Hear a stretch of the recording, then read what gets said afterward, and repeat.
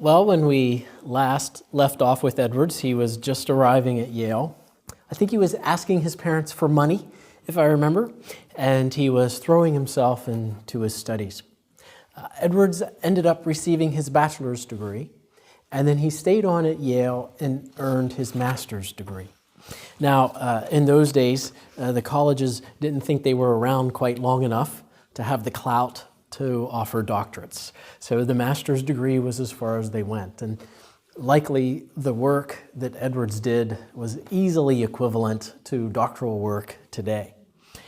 In fact, his master's thesis had to be written in Latin. It had to be original composition in Latin. This is a reproduction of the first page of Edwards' master's thesis, which he handwrote in Latin. And the thesis is right up front, that a sinner is not justified coram Deo, and I don't think I need to tell this audience what coram Deo means. It literally means, before the face of God, but here the idea is before God. A sinner is not justified before God apart from the righteousness of Christ apprehended by faith. So his master's thesis was a statement on justification by faith. Now, Edwards had to write the thesis in Latin. He had to read the thesis on graduation day in Latin. And at the conclusion of his thesis, the faculty would quiz him in front of the crowd gathered for the commencement, would quiz him in Latin. And Edwards had to answer back in Latin. In fact, at the end of this manuscript of his master's thesis, we see him writing out a number of little sentences in Latin. And what he wasn't doing was anticipating the questions he would get and was writing for himself a cheat sheet so he could have the first sentence all ready to go and he could let that faculty have it, that he knew his stuff, right? Today, when you graduate, all you have to do is walk across the platform without tripping, and that's pretty much all you need to do. But in those days, it was pretty intense. Well, before he wrote his master's thesis, Edwards actually took his first pastorate. He was 19, going on 20. And his first pastorate was a Presbyterian church in New York City. Edwards started, he was a Congregationalist most of his life. But his first ministry was as a Presbyterian minister, and his final ministry was at a Presbyterian institution, Princeton. So at least at the beginning and the end, Edwards got it right. But anyway, he went down to pastor this church. Now this church was a splinter off of the Presbyterian church that was at Broad and Wall Street. In fact, it's still there today. It's First Presbyterian Church of New York City. Edwards pastored a splinter group that met at the docks of the New York harbor. Now you've got to picture this for Edwards. Edwards was used to East Windsor, Connecticut. This was country. Now he is living in the big city, New York City. So what that means is, instead of just one horse going by in front of his house every day, now about 5 or 6 horses would go by in front of his house. But here he is in New York City, a rather strange environment, far from his home. I didn't mean to say it was a strange environment, a different environment, we'll put it that way, far from his home.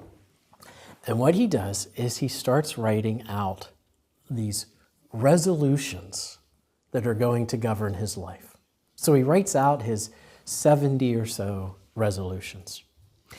What's fascinating about these resolutions, and it seems like at the New Year's time, everybody wants to make resolutions and write resolutions, and they only last for a couple of weeks. What's interesting about these resolutions is the preface. And the preface is the key to the whole thing. The preface is acknowledging his limitation, acknowledging his sinfulness, and asking that God in his grace enable him to do these.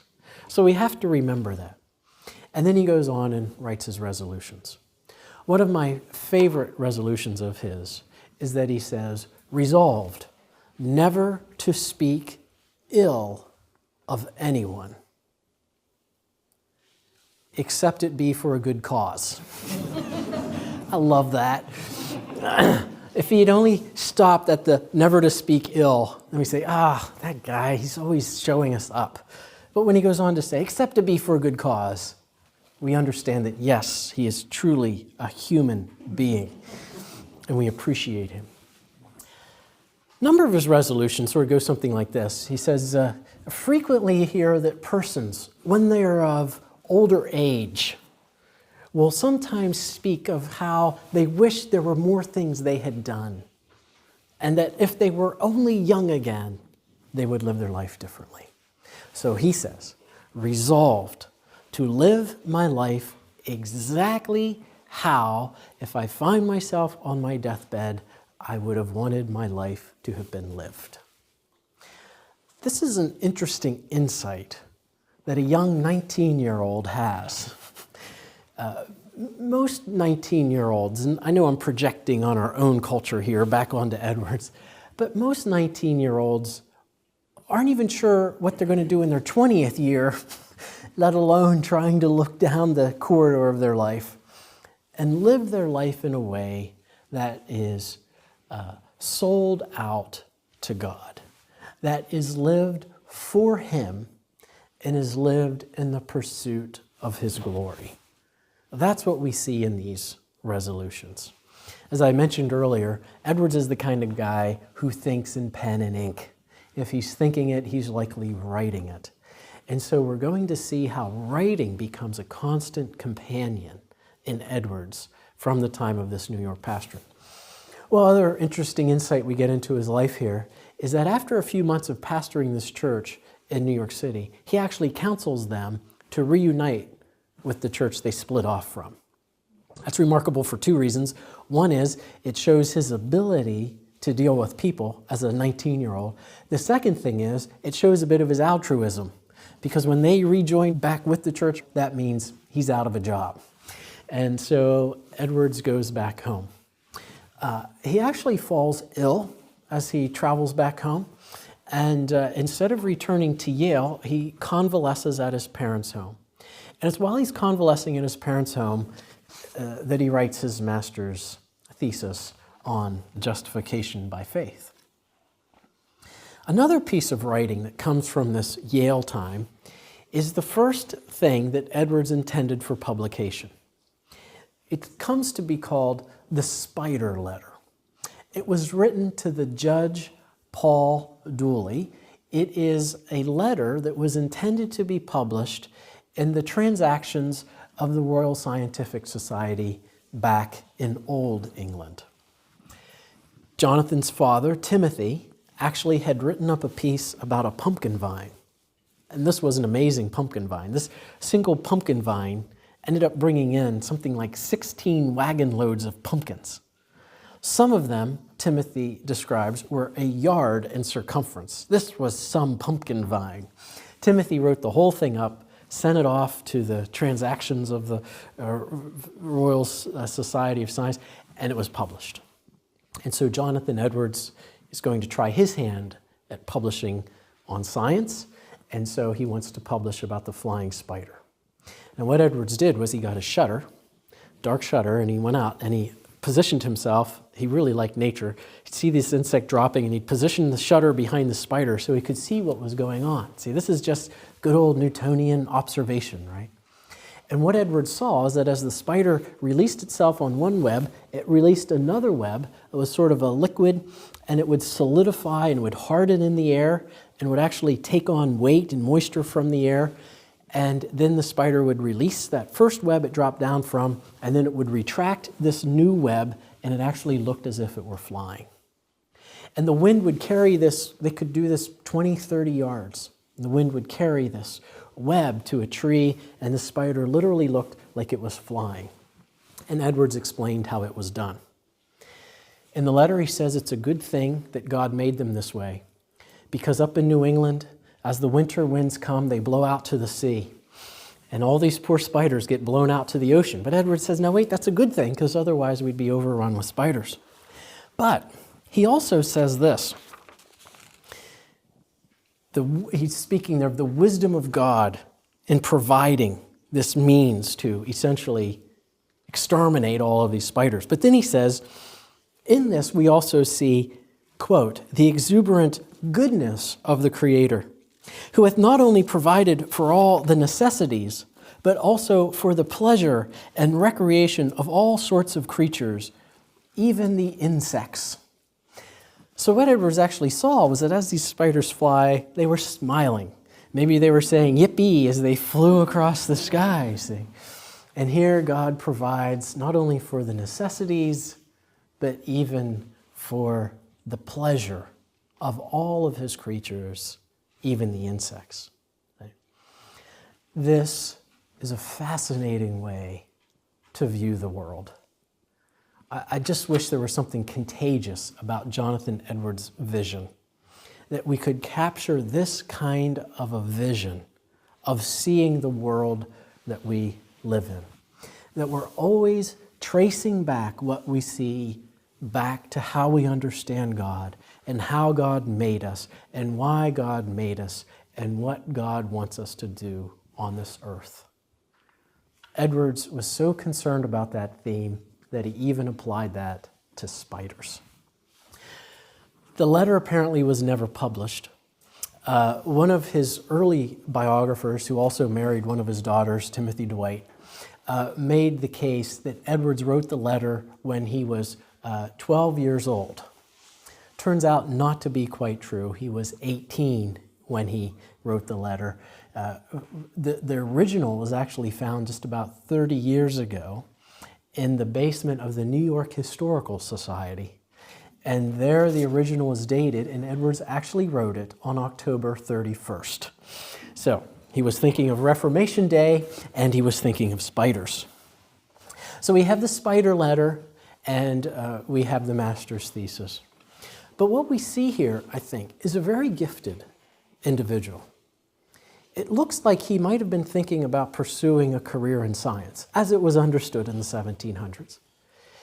It looked like he could have easily been pursuing a career as a theologian.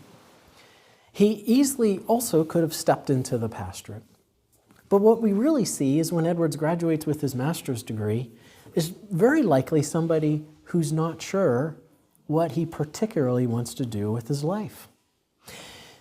And what ends up happening is he ends up staying at Yale. The rector of Yale, the president of Yale, was Samuel Johnson. There's the British Samuel Johnson who did the dictionary, and then there's America's own Samuel Johnson. And Samuel Johnson did the worst thing possible a Puritan could do. In fact, when this event made its way out, it was referred to as the Great Apostasy. Samuel Johnson became an Anglican. This is a terrible thing for a New England Congregationalist. Harvard had a field day over this. We may have latitudinarians, but we certainly don't have Anglicans. And so Samuel Johnson goes to New York, and he establishes a new college. He calls it the King's College, and today we know it as Columbia University. But in the absence of Samuel Johnson, Yale was teetering. In fact, it was on the verge of collapse and was all about to fall apart. This was I'm joking about it, but this was a real scandal that had happened to Yale. And Edwards stayed on there as tutor and basically for 2 years held Yale together. So we almost see him either by default or by choice, looks like he's pursuing a life of academics. But then comes 1727. Now, Edwards had been smitten by a young lady in New Haven. Her name was Sarah. She was the daughter of John Pierpont, who was indeed one of the founders of Yale. And Yale University has Pierpont College as one of its colleges, named for Sarah's father, who will be Jonathan Edwards' father-in-law. And one of their sons was named Pierpont Edwards to carry on that family name. But he meets Sarah Pierpont, and he goes back to his dorm room, and he pulls down one of his textbooks that he was lecturing to his students on, and he writes in the flyleaf an apostrophe to Sarah Pierpont. And he says, "They say there is a young lady in New Haven, so beloved of God and loving God and I'll paraphrase here, that she has this inner spiritual beauty. Well, we know what Edwards was really talking about, don't we? He's trying to frame it in spiritual terms, but he's talking about her physical beauty that had captured him. But here's the problem. He was an academic. That was not a respectable profession in the 1700s. He could barely support himself, let alone a wife, let alone the many children that would follow. So what was he to do? Right. Well, then in 1727, Edwards gets an invitation. Now, in those days, they viewed pastoral succession a little differently than we do. In those days, as the pastor was aging, maybe when he was about 5 to 7 years away from death, they would send off to one of the colleges for a pastor. And they would send the deacons. And the deacons would go to Harvard, or they would go to Yale, or later they would go to Princeton. And after graduation, when these students read their master's theses and graduated and they'd walked off the platform, down there waiting to greet them would be the deacons from these towns looking for pastors. And they would be holding up signs with numbers on them. 28, 31, 42. Those were the numbers of eligible females in the town. No, I'm just... Okay, it wasn't quite that bad, but there are accounts that sometimes it did in fact resort to that. Well, you couldn't just trust anybody to fill the shoes of Solomon Stoddard. Solomon Stoddard was called the Pope of the Connecticut River Valley. Such was his clout that as he got older, a highway was built for him so that he could go from Northampton straight across the state all the way back to Boston to his beloved Harvard to attend graduation days. That was the clout of Solomon Stoddard. 62 years minister of Northampton Church. Now, who possibly could replace him? It had to be his own blood, and it had to be somebody who had something to offer, potential.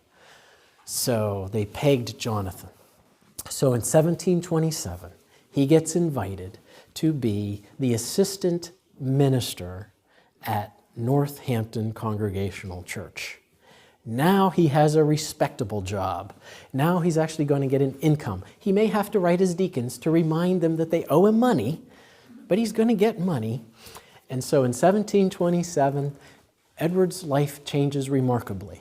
He becomes the assistant minister at Northampton, and he marries. He marries Sarah Pierpont Edwards. Now we'll talk mostly about Edward's ministerial life, so we'll say a little bit about the home that Jonathan and Sarah had. First of all, we have to understand that one of the biographers of the Edwardses entitled the biography, Marriage to a Difficult Man. So that gives us some insight into what Sarah was dealing with. Some of that stems from Edward's statement, and I don't know if this was every day or not, but Edward's statement that he spent 12 hours a day in his study. Now, it may not have been 12 hours, but it was likely a big chunk of time. Edward was never very sociable. In fact, back when he was at Yale, in his diary, he goes home one time after attending some sort of occasion, event, party at Yale, and he says that he just spent the whole time sort of in the corner watching everybody, and he wishes he could participate and sort of let his hair down. I guess we always wear the wig, but he let his hair down with his, with the fellows. So Edwards was never the sociable type, and visitors to the home would say that once Edwards was finished his meal and had a sort of minor time of polite conversation, he would simply excuse himself, get up from the table, go to his study, close the door behind him, and once again be in his books. And Sarah would be left to entertain the guests and keep the children moving. So maybe Marriage to a Difficult Man isn't so bad a title after all. But what we also know is that Edwards, on his deathbed, and we'll revisit this at the end, writes of his uncommon union that he shares with Sarah. So this was a remarkable relationship. And again, as we'll see, not one that was just charmed. It too was touched by conflict, and we'll see that. They had 11 children. the first 4 were girls, and everybody thought the same thing was going to happen to them that happened to Timothy. But lo and behold, there were some boys. There was even Jonathan Edwards Jr., who himself goes on to be a college president and a writer as well, and make some significant contributions. Many of these daughters married pastors. The one we already mentioned, Esther Edwards Burr, married Aaron Burr, who was a pastor and also a president of Princeton. In fact, it's when he dies, leaving Esther a widow to take care of 2 young children, Sarah, or Sally, as she called her, and Aaron Burr Jr. It's when her husband dies, Aaron Burr Sr., that Edwards is called to be president of Princeton. When Edwards told his family that they were going to Stockbridge, Massachusetts, and you can sort of picture it, by now he'd been kicked out of Northampton. That's sort of a spoiler alert. We haven't gotten to that yet. But once he gets kicked out of Northampton, it's not exactly sure what Edwards is going to do next. And when he eventually decides he's going to go to Stockbridge, you can imagine, they call the family in together and they say, "We're moving to Stockbridge. Yes, it's a wilderness. Yes, there's none of the comforts of Northampton. Yes, we'll probably be attacked by Indians sometime, but we're moving to Stockbridge." 3 of the daughters get married that summer. So we see what that's all about. One of the best letters I think that we have that shows some insight into the family life is Sarah was in Boston visiting her uncle. This was the aunt and uncle that she had spent time with when she was young and was sent to Boston for some significant time and to finishing school in Boston herself. And she had spent time with them and grown close with them. And so as they were getting older, she decided she would go and visit them in Boston. And as she was there, her aunt took a turn and was likely going to pass away any moment. And so Sarah decided to stay there and stay through. But of course, she didn't die for a while.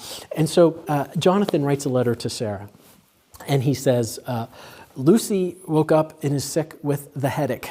The headache is what he said. And he starts naming all the ills. And then he says, when are you coming home? So you get the idea that Edwards really missed having Sarah, and that caring for this home of 11 children did in fact have its challenges from time to time. Well, in 1727, he marries Sarah. He's pastor of Northampton. And remember the deal. About 5 or 7 years away from the guy dying, you get in an assistant. The assistant learns the pastoral ministry on the job in an apprenticeship, begins to assume some of the pastoral responsibilities. As the minister gets older, he passes things off to the younger guy, and then eventually the younger guy takes over and the older pastor dies, and 5 to 7 years into this, the guy becomes pastor. Stoddard forgot about the 5 to 7 years part, and 2 years into this relationship, Stoddard dies. Edwards becomes the pastor of the 2nd largest church in the colonies as a 26-year-old man in a culture and in an age when age mattered significantly. And this just wasn't the passing of anyone. This was the passing of the Pope of the Connecticut River Valley. Edwards has his work cut out for him as the minister of the Northampton Church. And we'll pick up the story again, 1729, in our next session together.